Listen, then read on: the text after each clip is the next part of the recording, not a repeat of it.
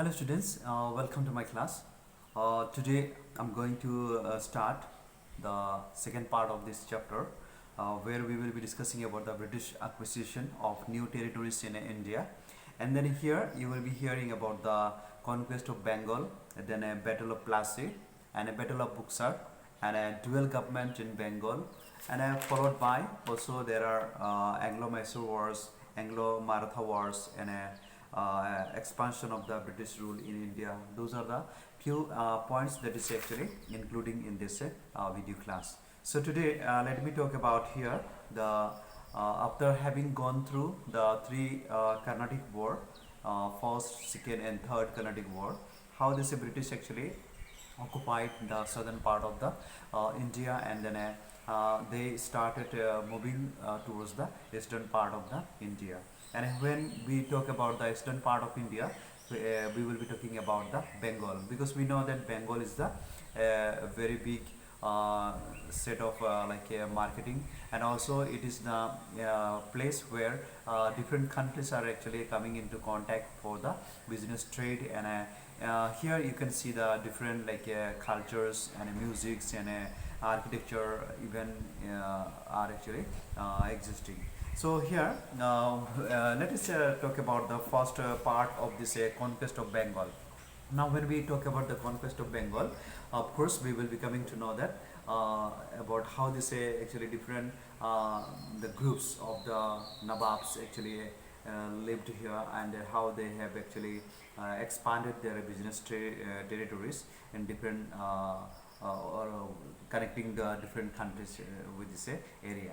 So let us know here. So the Bengal actually included the provinces of Bengal and Bihar and Orissa. So these are the few things, few areas are actually together, are single a kind of like a landform are shown here. So it was one of the richest provinces. Now we have to understand that Bengal was the richest province, and then here you will be seeing that the British establishment a trading post at Fort William to gain a stronghold in India. So they established here. And the Mughal Emperor Farooq Shah actually granted the East India Company exemption on taxes for import, export, duties on trade items. So in the beginning, many of the rulers of this area, uh, somehow or the other, actually not allowed these Britishers to do the trade and all. But at the moment another person who took the what called like a seat of the or the throne of the emperor, then you can see here how this British got the this particular grant. And then here what happened, the East India Company actually could now issue the tax, that is the passes for its goods to become tax free. And the moment they got the permission, they started making every bit of area to make use, because you have seen already that British has already actually defeated the this our Indian ruler, and then here the emerged the actually European power. And the moment this power was actually say people came to know, especially the whole world came to know that Mughal is nowhere now in front of the European power. So this particular point was actually spread far and wide, and then Mughal actually gradually became a kind of like a very weak in the hand of the or in front of the British power. So this is how actually this Britishers actually gradually step by step they started forwarding their occupying the territories. And then here you can find that they by force and by hook and crook they started actually occupying, because British knew that if they are not going to get the places, or suppose they are not getting any free land for their business trade and all, then it is no use for them for the to stay in India.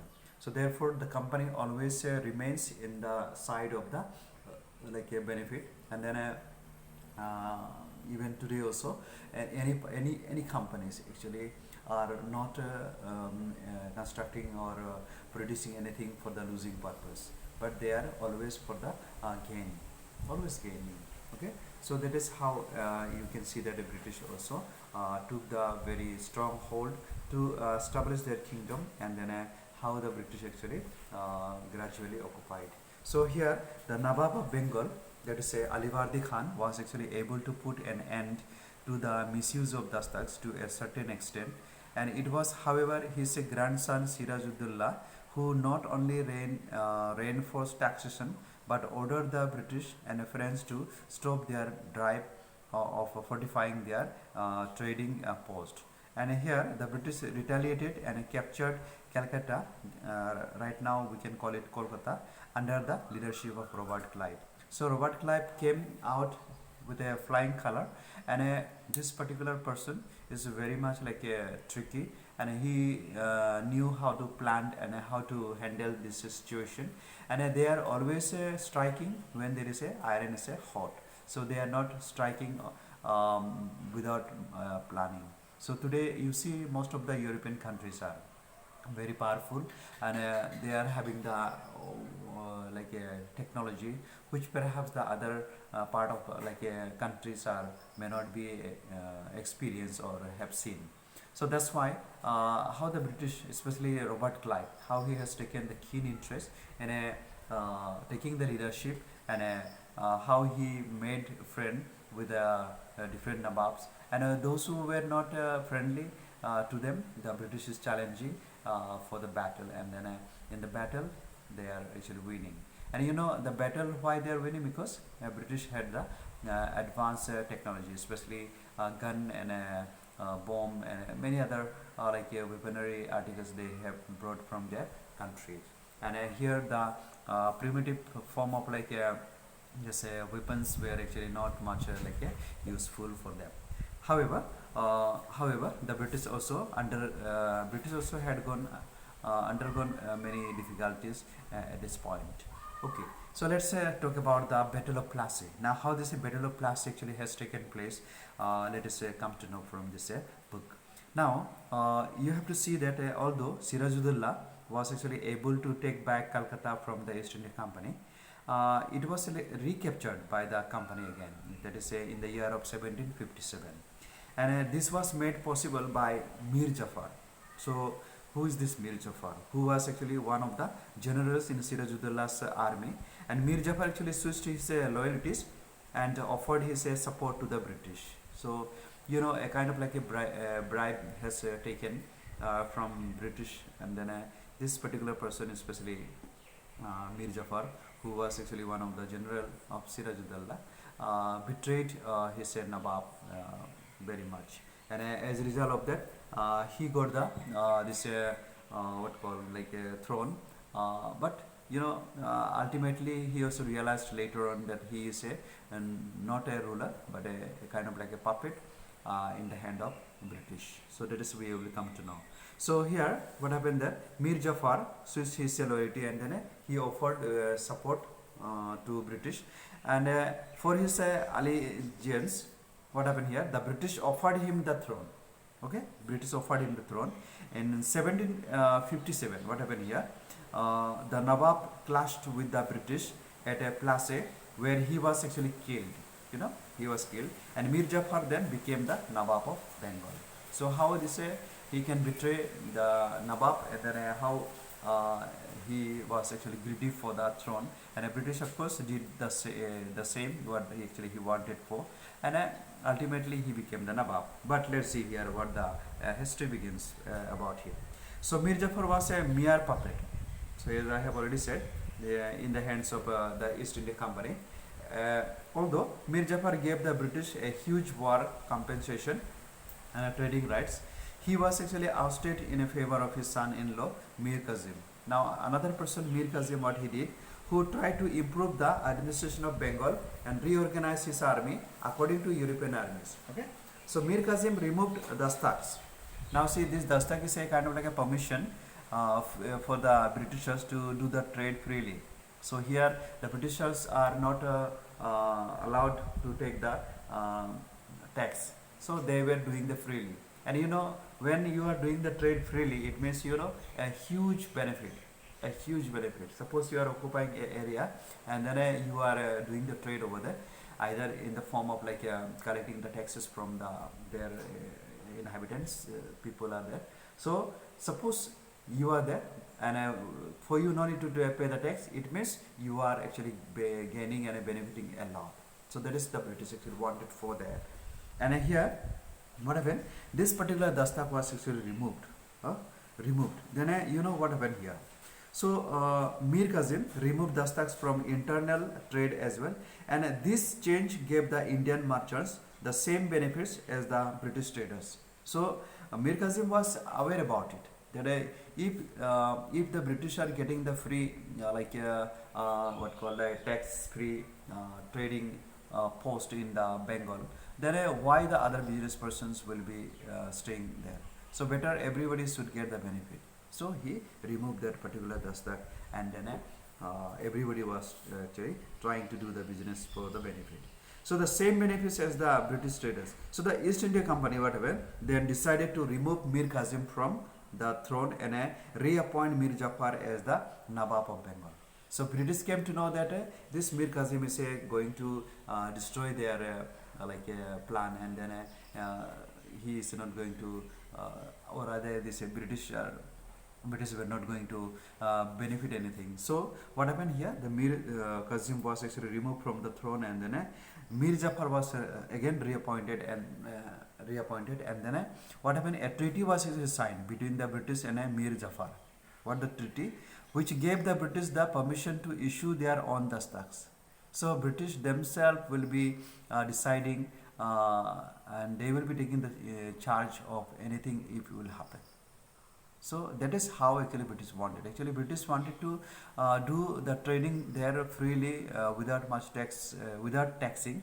Then it is because that they want to keep any of the Nawab who can be just follow up British policy. This is why how we can see that. So next we will be discussing about the Battle of Buxar in 1764. What exactly happened over here?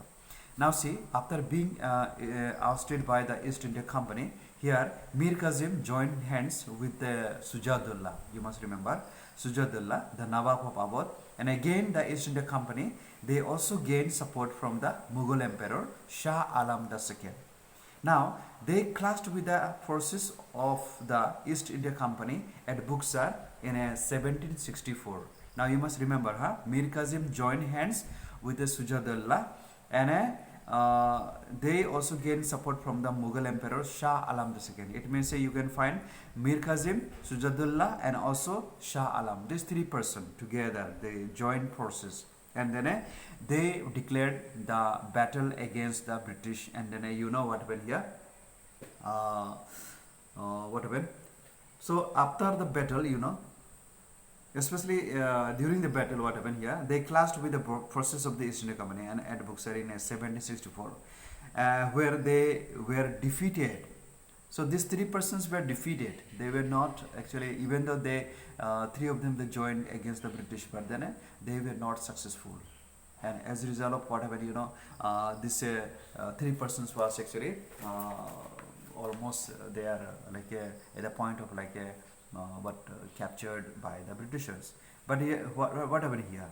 So here Mir Kazim fled from the battle. Mir Kazim already he left, means he ran away, and then when Mir Kazim fled away from the battle scene, and spent the rest of his days in anonymity, very much like a painfully he was living. So Sujadullah escaped to Rohila Khan. So you must remember Rohila Khan, and Awadh was annexed by the East India Company. So here the real capture has been done, especially after fighting the battle face to face by the Britishers. But in other part of the India,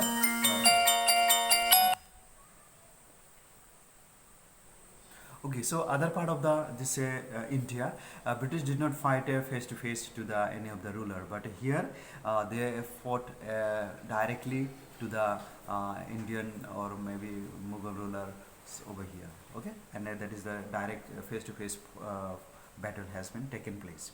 So after that, what happened here? Here, Sujadullah actually escaped to Rohila Khan, and Awadh was actually annexed by the East India Company.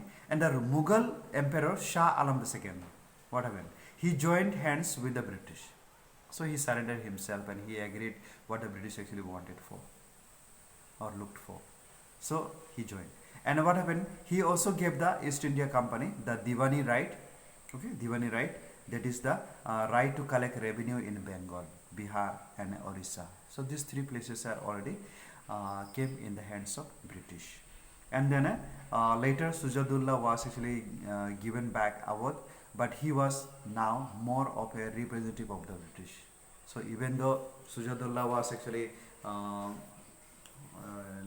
he was not much cooperating with the Britishers, but then ultimately he didn't find any of the idea or point to recapture back everything. But he just associated with the Britishers and then he joined with the Britishers. So anyway, this is how actually the this Battle of Buxar, Battle of Plassey are actually interconnected each other, and then this Bengal was actually captured. And after that, you know what happened? Dual governance in Bengal started. Now, what is this dual governance? So, the Battle of Buxar, after this one, you can see that a dual form of government came into existence. And under this dual form of government, the British actually gained the right to collect Diwani, that is a revenue collected, revenues were collected by the Britishers. And then, the rule was done by the our this Nawabs and all. So that is how a dual form of government. So the Nizamat, that is the civil administration or the responsibility of the maintaining law and order and protecting the state boundaries remain with the Nawabs. So the revenue was collected by the Britishers and then maintained and protected by the this Nawabs. So this is a dual form of government. So the common people actually suffered very much. Common people, they suffered. Why? Because here not like a Mughal ruler, how they were actually certain amount of excuse were actually done to the people, but here British not doing any kind of excuse. So everyone the Britishers were very much cruel to collecting the taxes. If they are not paying, means they are deprived of their land and their houses and cattle and everything like that. So British were very rude on that.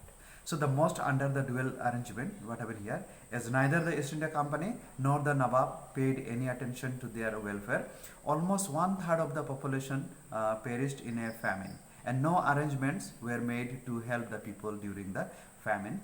And on the other hand, what happened, the British actually officers amassed a large fortune and came to be known as Nawabs. So British themselves, they were considering them as like a Nawabs, and they were the Nawab of this actually the wealthy country like Britain, and they were treated that way.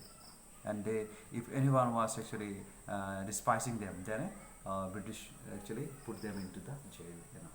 So this is how actually dual form of government actually ruined the situation of the livelihood of different peoples in this time. Okay, so let us say about the Nawabs, how they were actually lost everything. Next, we have the Anglo-Mysore Wars. Now you see, when we talk about the Mysore Wars, here especially during their quest to expand their territories, the eastern part of the territory was already captured, but now they are going to the again the southeastern side. They started expanding their territories. So they started marching towards it, and wherever this the big palaces and trade is very much popular, and having the contact with the different countries, those areas only British were marching and trying to capture those big areas. And if the friendly way, if they are not surrendering, then they are actually doing the war, and then with the war they are actually capturing. So almost our country India was actually conquered by these Britishers by friendly or also by the war.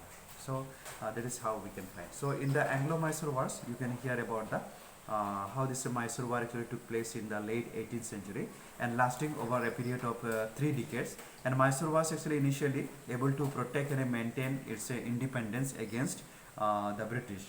However, with the help of the Nizam of Hyderabad, the British were actually able to defeat Hyder Ali. And then Tipu Sultan waged 2 wars against the British. However, at the Battle of the Srirangapattam, that is in 1799, Tipu Sultan was defeated and he was killed. And Mysore was actually annexed by the British and the Nizam of Hyderabad and the Marathas. Okay, so these are the also followed that. So okay, in the next class I will talk about the Anglo-Maratha Wars, more about the Anglo-Mysore Wars, and also subsidiary alliance. Okay, so thank you and have a great day ahead.